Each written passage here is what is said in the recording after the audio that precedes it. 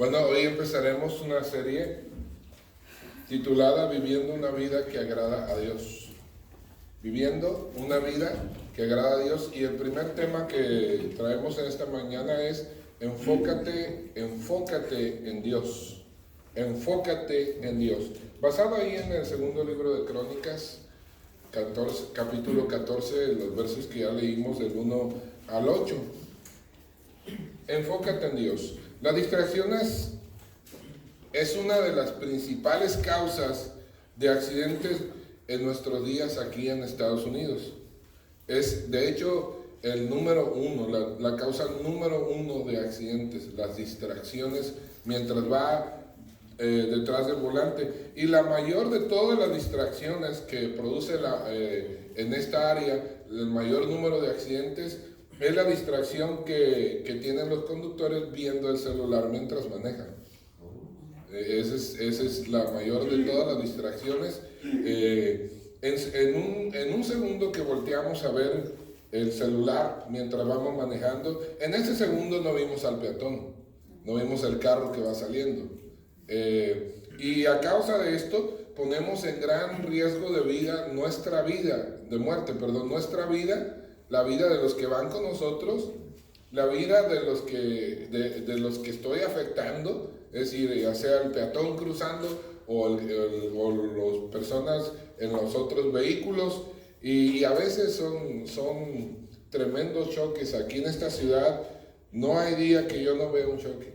Hay veces que yendo por el freeway veo no uno ni dos carros, sino varios carros totalmente desbaratados. Y a veces que encuentro la noticia, me doy cuenta que la razón casi siempre es distracción cuando va al volante. Los más grandes accidentes en el freeway son de alcance, o que alguien se cambió el carril sin fijarse bien. Son los dos más grandes causas de accidente en el freeway, y siempre, casi siempre, es porque iban viendo el celular. Tanto el que se va cambiando como al otro que le están metiendo, ni se dieron cuenta. O frenó el de enfrente y varios carros ahí, por la velocidad, por no guardar distancia y por ir distraídos. Varias razones. Así que la distracción es un problema muy serio para la vida diaria. La distracción es apartar la atención de aquello en lo que deberíamos estar enfocados. Hoy vivimos en un mundo repleto de distracciones. Hay muchas distracciones. Creo que la máxima de la gente en nuestros días es divertirse, pasarla bien. Y el mundo ofrece mil maneras de distraerse, ¿verdad? Ahí están las distracciones, es decir, porque hay un mercado muy grande buscando distracciones.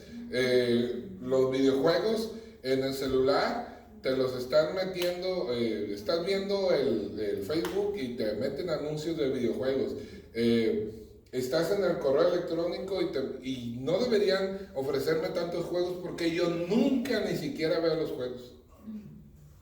Y aún así me aparecen muchos anuncios porque normalmente esos sitios monitorean la actividad tuya en línea para ofrecerte lo que te interesa. Y a mí no me interesan los videojuegos y me aparecen muy seguido. Imagínense si me interesara. Yo no puedo ni imaginar a aquellos que son video gamers.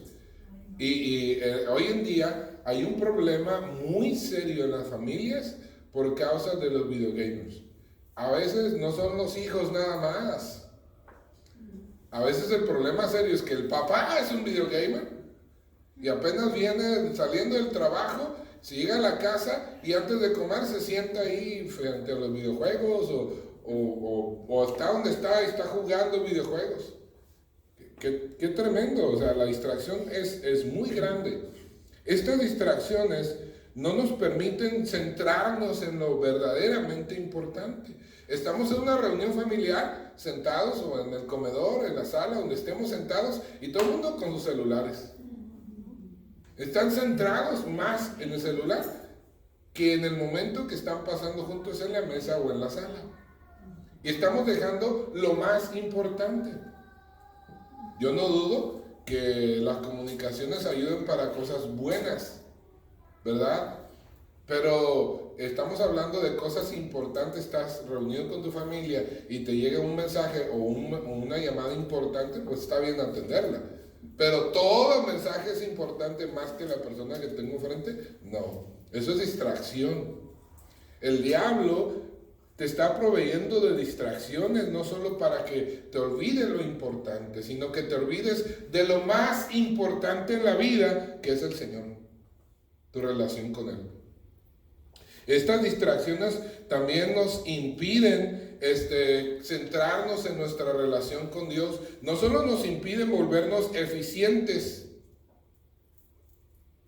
en nuestra vida diaria y enfocados, sino que también nos afectan la vida espiritual, nos roban la atención que le debemos a Dios. ¿Sí o no, hermanos?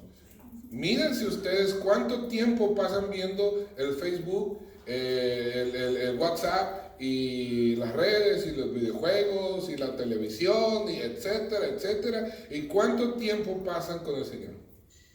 Nomás hagan una leve comparación. No se pongan muy profundos, no necesitan tanto, se los aseguro. Hoy aprenderemos cómo enfocarnos en el Señor para vivir una vida que agrada a Dios. Primero que nada, vamos a ver el pasaje de la palabra, porque es la palabra la que nos enseña, es el Señor. Vamos a ver esta historia. La historia comienza con la muerte de Abías y la sucesión de Abías por su hijo Asa. Su hijo Asa. Miren, Abías fue el hijo de Salomón, ¿verdad? Recuerden que Salomón se desvió en su vida y llenó de altares y de ídolos a Israel. Entonces viene Abías, pero para cuando Salomón muere ya hay una semilla muy fuerte de revolución dentro de la nación.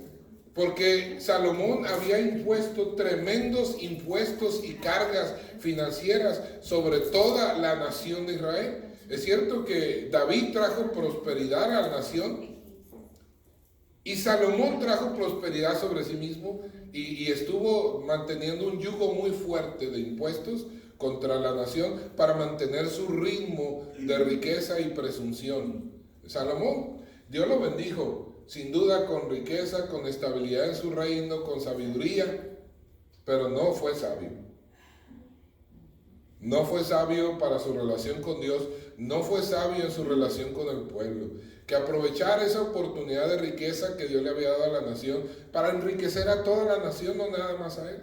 Las riquezas de Salomón son una historia tremenda, ¿verdad? Es decir, son míticas las riquezas de Salomón.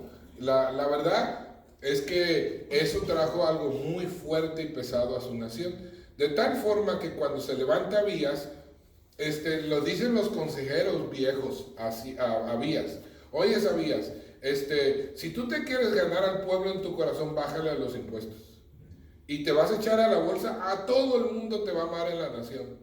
No se te ocurra seguir el mismo camino de tu padre, porque la gente ya no aguanta. Entonces Abías, un joven, pues me imagino, bastante pretencioso y presumido, por lo que se ve, va y agarra a sus amigos de infancia, de juegos, de lo que sea, y entonces los llama de consejeros y le dice: ¿ustedes cómo la ven? ¿Debo yo de...? No, muéstrales quién es el jefe, quién es el que manda. Si a tu papá le pagaban 1 peso, a ti te van a pagar 2. Y eso hizo. Tontamente. Entonces las 10 tribus del lado norte de Israel se levantaron, hablaron con él y no les hizo caso, y entonces se vinieron en guerra. Luego se vino Roboam, ¿verdad? Uno de los siervos de Salomón, y dirigió a las tribus y se levantó en guerra. Pero Abías hizo algo muy interesante. Las tribus de Israel, las 10 tribus, y Roboam, en lugar de buscar a Dios, se alejaron de Dios. empezaron a hacer culto a las imágenes y todas de los dioses de las naciones que te a su alrededor. Pero Abías hizo algo bueno. De lo malo que hizo, confió en la protección de Dios. Y él invocó a Dios como su protector. Y nosotros creemos y nosotros confiamos en Jehová. Y por esto Dios le dio la victoria. Teniendo un ejército mucho menor que el de Roboam, que el de Israel, ellos vencieron aplastantemente. Y nunca más se atrevieron a alzarse en la vida y en los tiempos de Abías. Luego Abías murió. Y aquí es donde empieza nuestra historia con Asa. Dice, Abías murió y fue sepultado en la ciudad de David, y su hijo Asa lo sucedió en el trono. Durante su reinado, el país disfrutó de 10 años de paz, que básicamente fue lo que duró Asa, ¿verdad? Disfrutó de 10 años de paz. Fíjense, quiero que leamos el versículo 2 también. Asa hizo lo que era bueno y agradable ante el Señor, su Dios, ante los ojos de Jehová, su Dios. Ahí están los versículos. Y por favor, sí, síganme ahí con los versículos. Miren, aquí está la primera lección para tener una vida enfocada en Dios. Primero que nada, para tener una vida enfocada en Dios, debes enfocarte en hacer lo que es bueno y agradable delante de los ojos de Dios. Es decir, en lugar de buscar tu diversión y pasarla bien y hacer lo que a ti te gusta, debes enfocarte en lo que agrada a Dios. Hacer solo aquellas cosas que agradan a Dios. Fíjense, este hombre, el versículo 2, déjalo ahí, mija. El anterior. Hizo Asa lo bueno y lo recto ante los ojos de Jehová. Esto habla que él se propuso solo hacer lo que a Dios le agradara. Para vivir una vida enfocada, debo primero buscar lo que agrada a Dios, y para que eso suceda, debo de intentar cada día aprender qué es lo que Dios quiere de mí. ¿Cómo voy a hacer lo que agrada a Dios si no sé qué es lo que a Dios le agrada en cada situación? Porque es bien fácil. Yo quiero hacer la voluntad de Dios. Sí, eso es una frase bonita, ¿verdad? Tiene muy buena intención, pero luego la pregunta en cualquier circunstancia de la vida es, ¿cuál es la voluntad de Dios en este momento? Por ejemplo, cuando uno está joven, encuentra una muchacha bonita, ¿verdad? Se le van los ojos, le late el corazón rápido y uno se pone a orar. Señor, ¿verdad que sí te gusta ella para mí? ¿Verdad que sí? Yo sabía. Yo quiero hacer tu voluntad, Señor. Gracias porque ella es tu voluntad. Casi forzamos el brazo de Dios para que Él quiera lo que yo quiero. En esa situación que les pité, que puede ser cómica, a veces la vida de cristiano es tan cómica como eso. Dice que quiere hacer la voluntad de Dios y se la vive forzando la voluntad de Dios para que sea lo que yo quiero. No, la voluntad de Dios no se busca así. Se empieza por todos los días leer la palabra de Dios, entrar en una relación constante, continua con Dios, conocer a Dios, conocer su corazón, conocer sus deseos, conocer su carácter, conocer su persona, conocerlo a Él. Porque cuando tú conoces a Él, cuando tú conoces a Dios, conoces lo que a Él le gusta y lo que no le gusta. Y entonces, eso de descubrir cuál es la voluntad de Dios no se vuelve en algo tan complicado. ¿Qué es lo que Dios quiere para mi vida? Siempre lo mejor. Dios tiene planes para mí. Pero lo primero que tengo que hacer es conocerlo, tener una relación constante con Dios. Eso es bien importante. También, si yo no me relaciono con Dios todos los días de esta manera cercana e íntima, buscándolo a Él antes que a mí, buscando lo que Él quiere antes que mis sueños, buscándolo a Él por sobre todas las cosas, yo no voy a tener claridad de mente en las decisiones.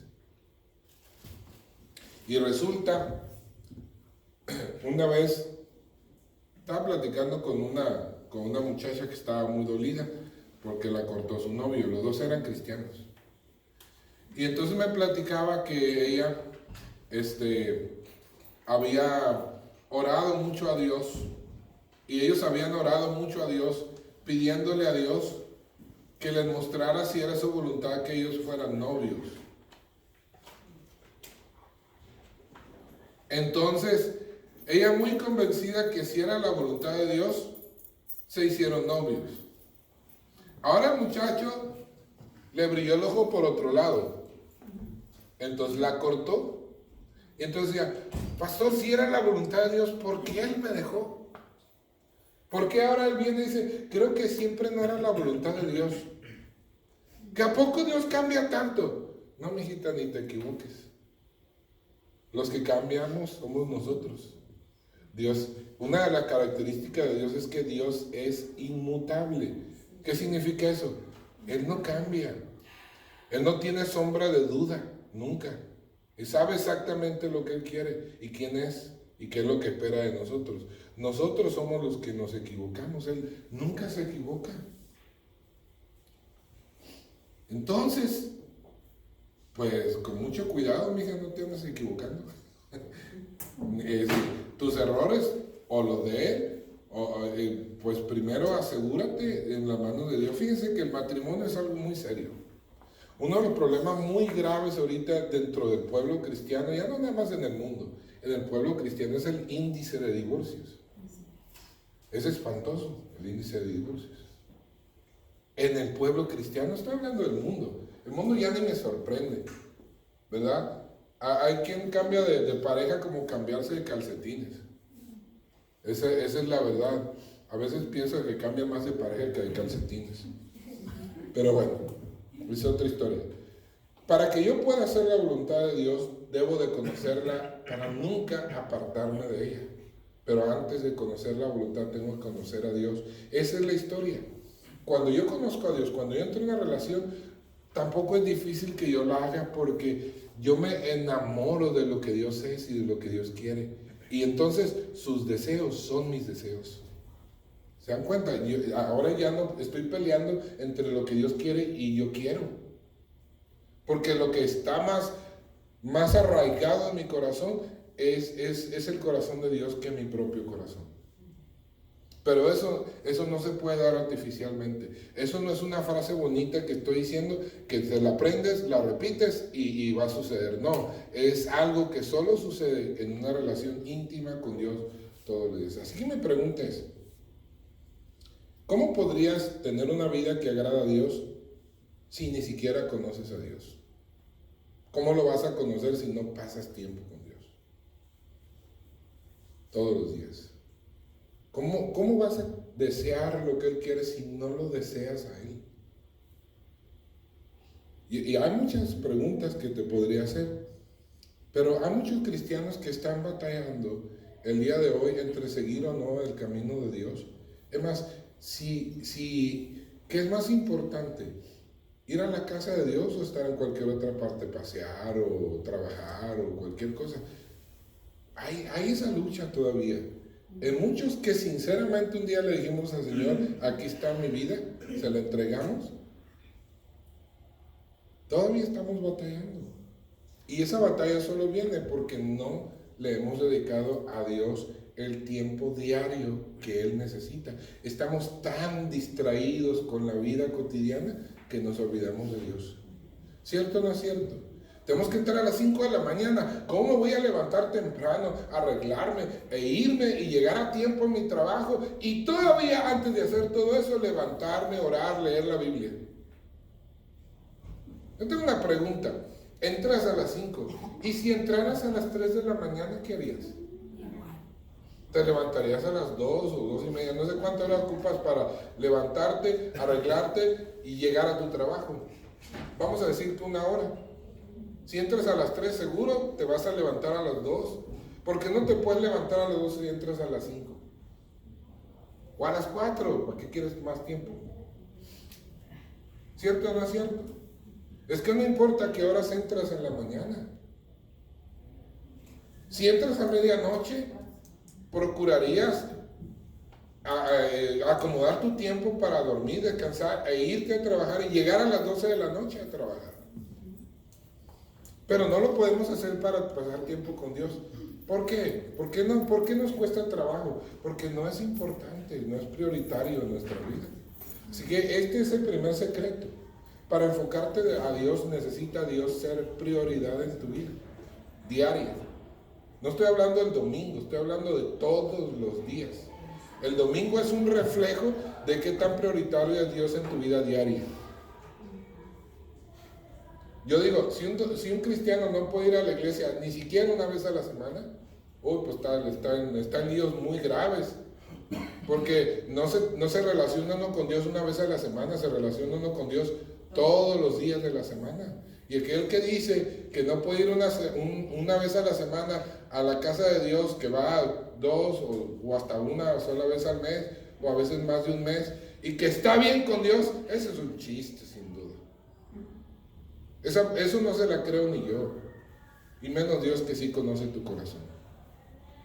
La segunda cosa que podemos aprender ahí, pone el versículo 3, vamos a leer 3, 4 y 5, por favor, porque quitó los altares del culto extraño. Fíjense esa primera frase, quitó los altares del culto extraño. Ahorita vamos a ver esa frase. Y los lugares altos, quebró las imágenes y destruyó los símbolos de acera. 4, el versículo 4. Y mandó a Judá que buscase a Jehová, el Dios de sus padres, y pusiese por obra la ley y sus mandamientos. Versículo 5. Quitó asimismo de todas las ciudades de Judá los lugares altos y las imágenes, y estuvo el reino en paz bajo su reinado. Volvamos al versículo 3. Para tener una vida enfocada en Dios, para agradar a Dios hay que tener una vida enfocada en Dios. Para tener una vida enfocada en Dios, ya dijimos, hay que enfocarnos en hacer lo que agrada a Dios. Segundo, quita de tu vida y de tu ambiente todo aquello que le robe su lugar a Dios. Otra vez, segunda cosa, quita de tu vida y de tu ambiente todo aquello que le robe su lugar a Dios. Y aquí viene la primera cosa. La primera cosa de las que roban su lugar a Dios que debemos de quitar es, si no quitamos de nuestra vida aquello que roba la atención a Dios, nunca podremos volver a Él y siempre seremos seducidos por aquello. Y voy a seguir con el mismo ejemplo de tu vida devocional diaria. ¿Cuánto tiempo dedicas a Facebook, a WhatsApp, a la televisión, a otras actividades? Y luego dices, no tuve tiempo para pasar un tiempo con Dios. Oye, hermano, es que me cuesta mucho trabajo. Ya me levanto temprano porque entro a X horas de la mañana y pues no me alcanza el sueño. Me levanto corriendo y apenas llego al trabajo. ¿Por qué? Porque la noche, te aseguro, hermano, que si te duermes a las 6 de la tarde, a la 1, 2 de la mañana ya no puedo seguir en la cama.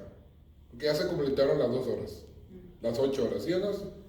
Pero a las 6 te sientas a ver televisión, Facebook, y a las 7, las 8, las 9. Hay gente que hasta las 11, 12, 1 de la mañana están entretenidos en videojuegos, en televisión, en las redes sociales, etcétera, etcétera. Y luego en la mañana no se quiere levantar, se levanta a la carrera porque está llegando tarde. Pues sí, ¿a qué hora vas a tener tiempo para Dios? Si ya le robó el tiempo a Dios todo un montón de cosas. Pues sí, a nadie le salen esas matemáticas. El problema no es eso, el problema es que estamos usando el tiempo de Dios en otras cosas que no le corresponden. Lo primero que tengo que hacer es quitar de mi vida todas aquellas cosas que le roban la atención a Dios. Mire, todos tenemos 24 horas. Tienes que pensar qué le roba el tiempo a Dios en mi vida y pararlo, quitarlo definitivamente. Si te cuesta levantarte a las 5 de la mañana para poder tener devocional, pues entonces acuéstate más temprano la noche anterior. Pues no importa qué serie estás viendo, qué novela, o si tus amigos te hablan, o si el videojuego ya vas en quién sabe qué nivel y estás estás como haciendo un récord mundial. ¿Qué importa? Eso es realmente importante, más que Dios.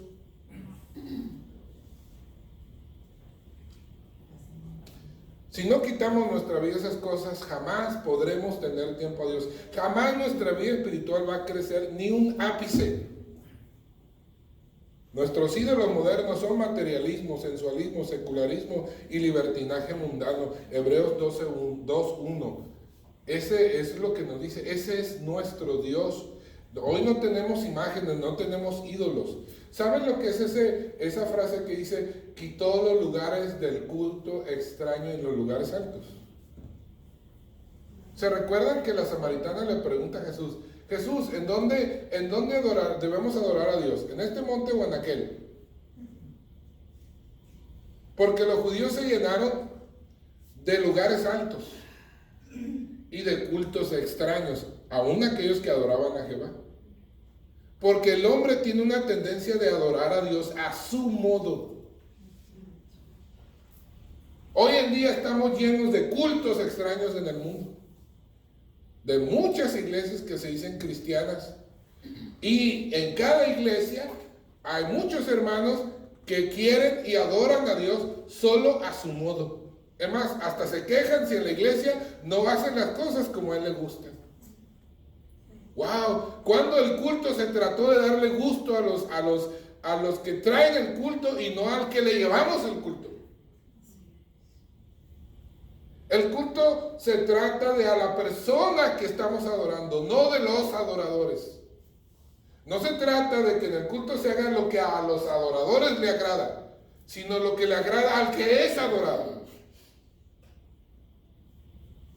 Cuando hacemos culto, como les gusta a los adoradores, son cultos extraños. ¿Cómo puedo agradar a Dios si lo que estoy buscando es agradarme a mí? Eso es conflicto de interés, ¿no le parece? Eso es a lo que se estaba refiriendo. En el pueblo de Israel, en el Antiguo Testamento, había sido marcada la forma y los lugares de donde se debía adorar a Dios y presentar ofrendas y sacrificios. Pero era más cómodo a los que estaban allá en el norte no tener que venir hasta Jerusalén a hacer sacrificios. Ahora cada quien lo hacía como le daba su gana. Esos eran los cultos extraños y los lugares altos a los que se refiere. A veces no tenemos imágenes de otros dioses, porque nosotros estamos ocupando ese lugar. Porque las cosas deben de ser a mi modo, a mi gusto. Y los ídolos que adoramos en el día es el materialismo. Es más importante ir a trabajar el domingo, yo por decir algún día, ¿verdad? Porque si como iglesia la mayor parte trabaja en domingo, yo no tengo ningún problema en cambiar el culto al sábado. Mientras todos puedan venir el sábado. Porque el día domingo no fue comprado con la sangre de Cristo. Son todos los días. Fuimos nosotros. ¿No es cierto? Es decir, que el problema no es el día. Yo no creo que es el día. El domingo sigue siendo el favorito en las iglesias porque en esta cultura occidental es el día que preferentemente descansan en la mayor parte de los trabajos. Pero si llega a suceder que una congregación, el domingo todo el mundo trabaja y el sábado descansan, pues nos hacemos sabatistas, hacemos culto sábado, pues. ¿Sí me explico? O sea, no es el día, es la intención de que Dios sea lo más importante. Nunca debería ser ni el trabajo, ni mi bienestar económico, ni mi comodidad, ir o no a la iglesia. Sensualismo, secularismo, libertinaje mundano. Hoy en día los cristianos no quieren ir a algunas iglesias porque en aquellas iglesias les prohíben esto, aquello o lo otro. Es cierto que la vida cristiana, en la libertad en Cristo, no es una lista de no hagas, es una lista de sí hagas.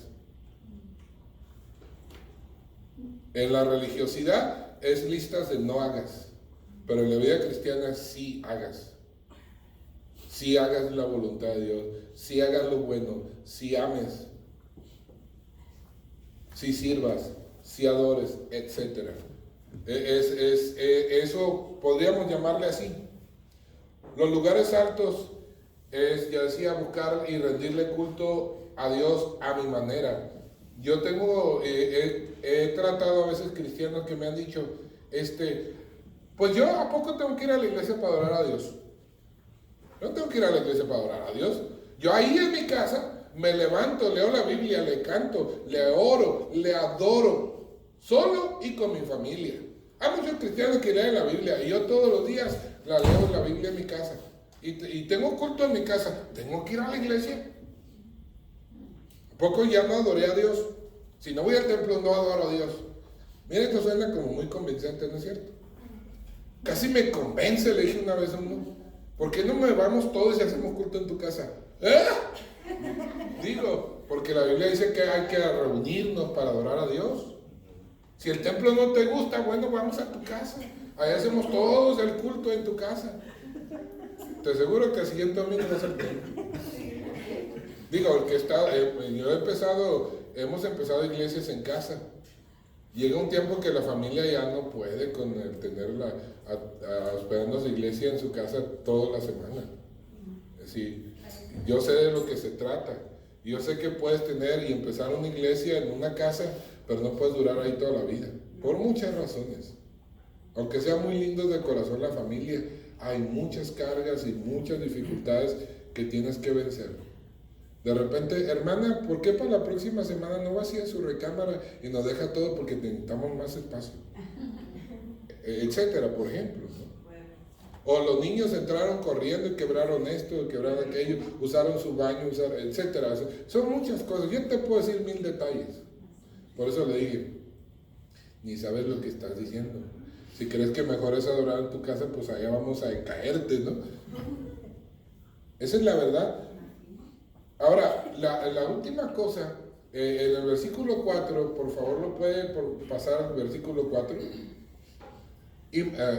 Y mandó a Judá que buscase a Jehová, el Dios de sus padres. Mire, a veces las distracciones no son de las cosas como la televisión. A veces el problema, mi estorbo, mi dificultad para seguir y que Dios sea lo más importante en mi vida es mi gente en mi casa. Y para un rey, tener una nación que siga a Dios, creo que las circunstancias son malas, pero lo más importante es que la población quiera seguir a Dios. Por eso, fíjense lo que hace el rey, usó su poder, usó su autoridad para influenciar a la nación a que buscara a Dios. Uno como padre tiene poder y tiene autoridad sobre los hijos. También los hijos tenemos cierta influencia sobre los padres, déjeme decirle, porque yo fui hijo que empezó a ir a la iglesia antes que sus papás. Y no fue fácil para mí, como lo hubiera sido para mi papá, si él hubiera ido primero a la iglesia y dijera, familia, vamos todos a la iglesia. Todos lo hubiéramos seguido desde el primer domingo, se los aseguro. Porque mi papá decía, vamos al parque, y ahí vamos al parque todos. ¿Ok? Pero para mí como hijo fue un reto. Yo le pedí a Dios que me diera el modo de ganarme a la familia, llevarme a la familia a la iglesia. Y un día Dios me lo concedió. Fíjense, cuando hay un cristiano en la casa que ama, confía y quiere agradar a Dios, no solo él es salvo, terminan siendo él salvo, él y todos los de su casa. No es como automático, cree en el Señor Jesucristo, serás salvo tú y tu casa. Algunos piensan que así sucede automático. No. Un verdadero creyente termina llevando a todos los de su casa a los pies del Señor. Como el carcelero de Filipos. ¿Qué hizo? ¿Qué hizo el carcelero de Filipos? Le preguntó, ¿qué debo hacer? Ajá, y luego ya le dijo, y luego salieron de la cárcel, los llevó a su casa y llamó a todos para que escucharan. A sus siervos. ¿Sí? Y ahí fue donde le preguntó, ¿qué debo hacer? ¿Creer en el Señor Jesucristo y será salvo? tú y tu casa. Pero ya tenía ahí, y había usado su influencia para atraer a todos los de su casa a Jesús. ¡Qué tremendo! Así que la segunda cosa para quitar todo aquellas que me distrae y que le robe su lugar a Dios en mi casa es influenciar a los míos a que también sigan a Dios. Así que entonces mi deseo de agradar a Dios en todo también va a ser el deseo de todos los de mi casa, y eso no va a ser un estorbo, va a ser una bendición. Cuando todos quieren que Dios sea el primer lugar en la vida de ellos, es fácil que Dios sea el primer lugar en la casa. Amén. Amén. Así que la última cosa que aprendemos de este pasaje está en los versículos 6 al 8. ¿Puedes poner el 6, por favor? Vamos a leerlo. Versículo 6. Y edificó ciudades fortificadas en Judá, por cuanto habría paz en la tierra, y no había guerra contra él en aquellos tiempos, porque Jehová le había dado paz. 7 y 8, por favor. 7. Dijo, por tanto, a Judá: edifiquemos estas ciudades y cerquémosla de muros con torres, puertas y barras, ya que la tierra es nuestra, porque hemos buscado a Jehová nuestro Dios. Le hemos buscado y Él nos ha dado paz por todas partes. Edificaron pues y fueron prosperados. Versículo 8. Tuvo también ese ejército que traía escudos y lanzas. De Judá 300,000, de Benjamín 280,000 que traían escudos y entensaban arcos. Todos hombres diestros. Miren, lo que nos enseñan estos 3 versículos es que para que yo viva una vida que agrada a Dios, debo enfocarme a Dios por haciendo lo que a Él le agrada. También por quitar de mi vida y ambiente lo que le robe su lugar a Dios. Y tercero, ocupándome en edificar mi vida en el Señor. Ocupándome en edificar mi vida en el Señor. Él tenía paz y que se sentó en sus laureles. No. Él se dedicó a edificar la ciudad, a edificar la seguridad de la ciudad, la seguridad de la nación, a blindar la nación. Nosotros debemos usar el tiempo y los recursos que el Señor nos ha dado proactivamente y no reactivamente. ¿Qué significa esto? Que no me busco al Señor, que Dios me ayude, Dios me cuide, Dios me proteja, solo cuando tengo problemas, reaccionando a los problemas. Que lo haga cuando estoy en paz, cuando todo está bien, que busque el cuidado, la protección, la bendición de Dios, el blindaje de Dios cuando no hay problemas. Que me dedique todos mis recursos y esfuerzos en crecer y fortalecerme, en blindarme para el Señor. No blindarme contra el Señor. Una vez limpia la casa, hay que ocuparla y embellecerla con las virtudes espirituales con las que el Señor nos provee por ocupándonos de Él. ¿Se acuerdan que Jesús sacó a un hombre, le sacó un demonio? ¿Verdad? Y entonces le dice, si sale del demonio, un demonio de ti, ocúpate en el Señor. Porque si no, ¿qué va a hacer el demonio que sacó? Va a salir por allá, lo va a extrañar su casa viejita, ¿verdad? Y dice, voy a echarme una vuelta a ver cómo está mi antigua vivienda. La va a encontrar limpia, barrida, ordenada, o fue y llamó a otros demonios peores que él. 7 demonios peores que él. Cuando nosotros no ocupamos nuestro tiempo, nuestro esfuerzo, nuestros recursos en el Señor, en lo bueno, lo vamos a ocupar en lo malo. Así que hay que dedicarnos al Señor. Si tú te sientas en la sala y dices, ay, tengo una hora libre, ¿qué hago? Voy a ver televisión. ¿En qué estás usando esa hora libre? Estoy en paz, no tengo preocupaciones, no tengo pendientes. ¿En qué lo estás usando? ¿En algo bueno o en algo malo? Ahí se los dejo de tarea. Pero recuerden, de lo que llenas tu corazón es lo que eres. Dice que uno es lo que come, ¿verdad? Tú piensas de acuerdo a lo que llenas, con lo que llenas tu mente. La llenas de basura, pura basura vas a pensar. Llénate del Señor y vas a ver. Nunca estaremos más blindados espiritualmente que cuando estemos cerca del Señor. Gálatas 5:1. ¿Alguien lo quiere leer? Y alguien más, Efesios 6, versículos 10 y 13. Gálatas 5:1.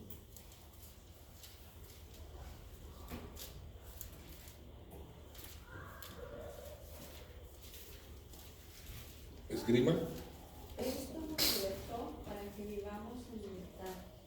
Por lo tanto, manténganse firmes y no se sometan nuevamente al yugo de esclavitud.